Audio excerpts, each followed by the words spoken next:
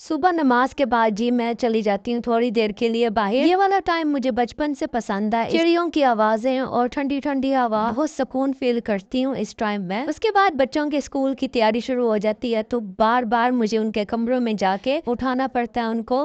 Lunch box की भी तैयारी साथ के साथ चल रही होती है।